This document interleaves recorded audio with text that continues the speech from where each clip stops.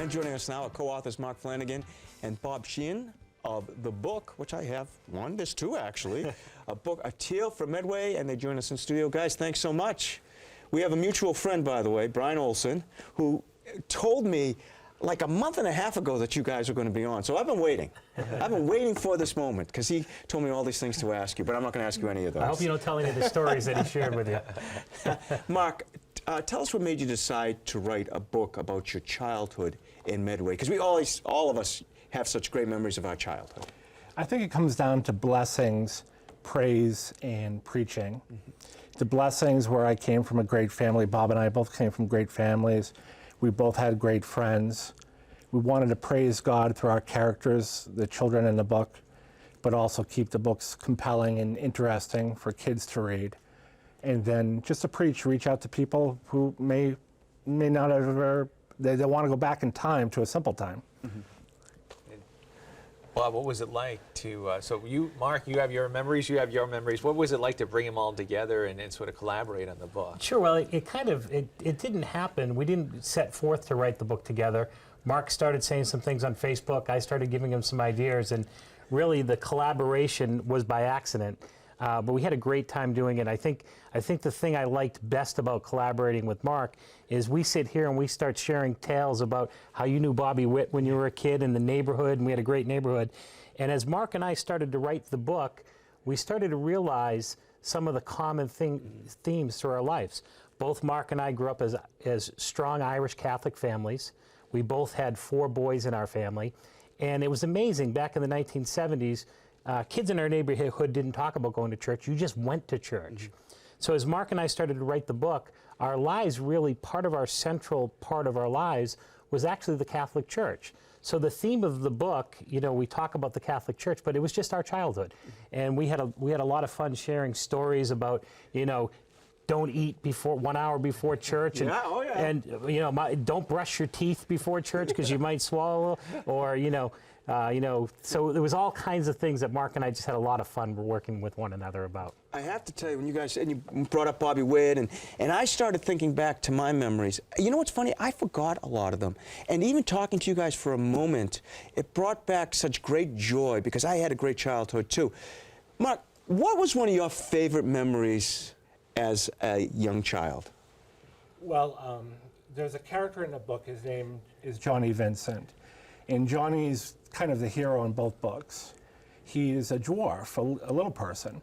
And so one of my favorite memories that are in the books is Johnny knew everybody in town's birthday.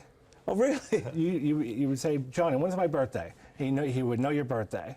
And it was just amazing. You know, great kid and great memories. Well, wait, before, I want you to know, Kevin doesn't know my birthday. and I've known Kevin, and we saw that at the beginning of the show. So I'm going to start talking to Johnny, because... And I know Kevin's birthday's in May. So see, yes. I'm sorry, Kevin. Bob, if you could too, when you look back on the days when you're younger too, I know a lot of people look back on them and say, you know, why isn't it like that nowadays? But do you find that too when you look back, and you know, is it different now than when you were kids? Oh yeah, you know, Mark made reference to it being a simpler life. And actually watching the show so far today, we've talked about cell phones. The previous guest talked about cell phones being kind of a wall between kids, and we see that when we were kids. You know, Mark and I joke about, we used to go out and play, and our parents used to say, if you need a drink, take it out of the hose. You're gone. Yeah, absolutely. Where's the bell? Yeah. Ring the bell to come back in. Be home before when the lights go on. Yeah. Everybody, so the book, the themes in the book, everybody can relate to. It doesn't matter if you're from Medway or Bellingham or anywhere in the country. There are things we all shared. And I think that's probably, when you read the book, you'll get back to a simpler time. And that really is the theme throughout the book. What's been the reaction to the book? What are you guys hearing? Well, the books. What's been the reaction? Well, I like that. Go ahead, Bob. Well, you know, the reaction's been fantastic. And you know, from grandparents reading it to their grandkids, or mothers reading it to their young kids, or young kids just reading the book. The chapters, Mark did a brilliant job in terms of making the chapters short.